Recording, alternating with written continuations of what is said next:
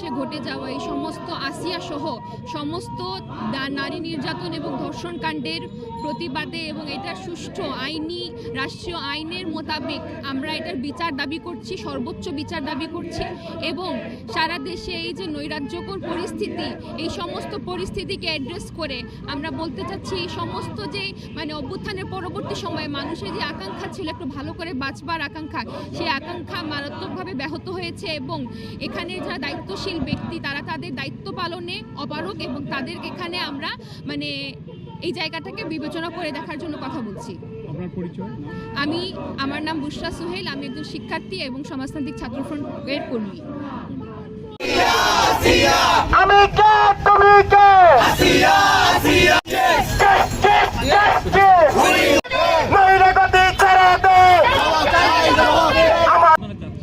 আমরা চাইতেছি একটা সুষ্ঠু বিচার ব্যবস্থা, যেই বিচার ব্যবস্থায় ভিকটিম কখনোই থ্রেটেন্ড ফিল করবে না। ভিকটিমের জন্য বিচার পাওয়াটা সহজ হবে, তাকে বিচার চাইতে গিয়ে আরও কয়েকবার ভার্বাল অ্যাবিউজের শিকার হইতে হবে না।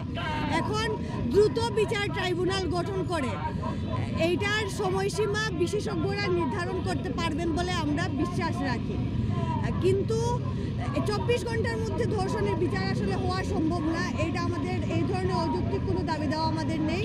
আমরা চাই ধর্ষণের বিচার স্পেশাল ট্রাইব্যুনাল গঠন করা হোক, দ্রুত বিচার করা হোক এবং ভিকটিমদের জন্য যাতে আলাদা একটা ইউনিট গঠন করা হয়, কারণ ধর্ষণ ইটসেলফ এ সেন্সিটিভ থিং।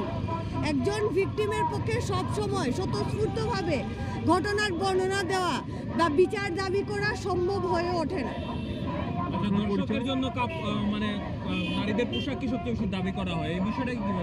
নারীদের পোশাক কখনোই ধর্ষণ কাণ্ড ঘটায় না।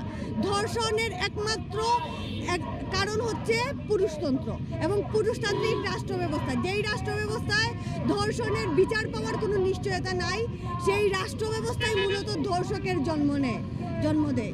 যদি ধর্ষণ পোশাকের কারণে হতো তাহলে মাদ্রাসা শিক্ষার্থী নুসরাতকে ধর্ষণের শিকার হইতে হতো না।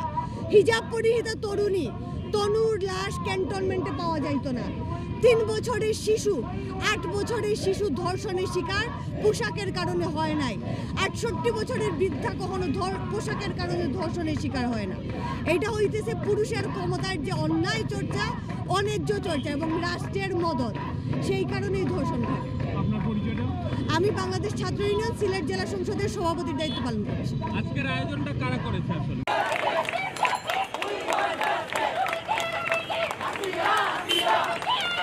বলছি যে এই সরকার তার প্রধানতম দায়িত্ব ছিল আইনের শাসন প্রতিষ্ঠা করা, কিন্তু আমরা দেখলাম যে এখানে মব জাস্টিস থেকে শুরু করে মন্দির ভাঙা, মন্দিরে আক্রমণ থেকে শুরু করে সমস্ত জায়গায় একটা মবক্রেসি চালু হলো। আমরা বলছি যে একদিকে মব জাস্টিসের মতো কার্যক্রম রাষ্ট্রে চলতেছে, অন্যদিকে যে পরিমাণে দর্শন হচ্ছে, নারীরা নির্যাতনের শিকার হচ্ছে, নিপীড়নের শিকার হচ্ছে, সেখানে স্বরাষ্ট্র উপদেষ্টা তথা দেশের যে আইন শৃঙ্খলা পরিস্থিতি যাকে রক্ষা করার দায়িত্ব যিনার, তিনি কোনো ধরনের ভূমিকা রাখতে পারলেন না। ফলে আমরা বলছি যে এইরকম একটা ব্যর্থ স্বরাষ্ট্র উপদেষ্টাকে পদত্যাগ করতে হবে এবং আমরা বলছি অবিলম্বে যারা দর্শন কাণ্ড ঘটিয়েছে তাদের প্রত্যেককে আইনের আওতায় নিয়ে আসতে হবে।